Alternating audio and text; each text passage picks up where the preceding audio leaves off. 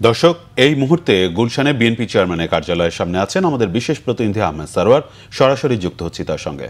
সারোয়ার, সংরক্ষিত নারী আসনে মনোনয়ন প্রত্যাশীদের দ্বিতীয় দিনের সাক্ষাৎকার সম্পর্কে সর্বশেষ কি তথ্য আপনার কাছে আছে আমাদের জানাবেন।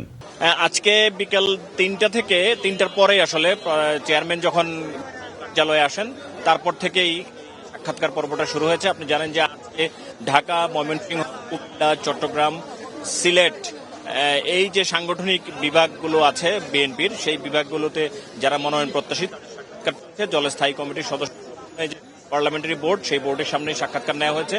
এখন পর্যন্ত আমরা যতটুকু দেখতে পেয়েছি ঢাকা মহানগর, মুন্সিগঞ্জ, মানে ঢাকা বিভাগটা হয়তো শেষ হয়েছে, এরপর অন্যান্য বিভাগগুলোর প্রার্থীদেরকে ডাকা হচ্ছে। এক এক জেলা ওয়ারি, যে গতকালকের মতো জেলা ওয়ারি প্রার্থীদের ডাকা হচ্ছে এবং তাদের বক্তব্যের তাদের সাক্ষাৎকার নেওয়ার পরই এই আবার তারা বেরিয়ে আসছেন। তারপরে আসলে আমরা বুঝতে পারছি যে কোন কোন জেলা ডাকা হয়েছে অথবা কোন বিভাগের কাজ হচ্ছে। আমাদের সাথে বেশ কয়েকজন কথা বলেছেন, তারা মনোনয়ন প্রত্যাশী যারা, তারা এসে বলেছেন আসলে দল যাকে মনোনয়ন দিবেন তার ব্যাপারেই তারা তাকে খুশি থাকবেন। তবে তারা দলের প্রতি আহ্বান জানিয়েছেন যাতে গত 17 বছরে যারা দলের প্রতি শ্রম দিয়েছে, ত্যাগ আছে এবং এমপি হিসেবে যাদের যোগ্যতা আছে তাদেরকে যদি মূল্যায়ন করে প্রার্থী দেওয়া হয়, নমিনেশন দেওয়া হয়, তবে অন্য যারা আছে তাদের কোনো আক্ষেপ থাকবে না। সবাই বলেছেন যে তাদের যোগ্য প্রার্থীকে যদি নমিনেশন দেওয়া হয় তবে তাদের কোনো আক্ষেপ থাকবে না।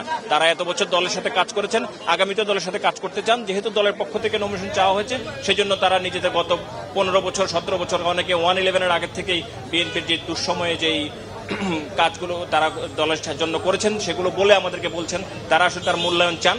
তবে তারা চান সবাই একই কথা, যে সবার আগে বাংলাদেশ, দেশটা যাতে ভালো চলে। সারোয়ার, আপনাকে অসংখ্য ধন্যবাদ। আমরা পরবর্তীতে আবারও যুক্ত হব আপনার সাথে।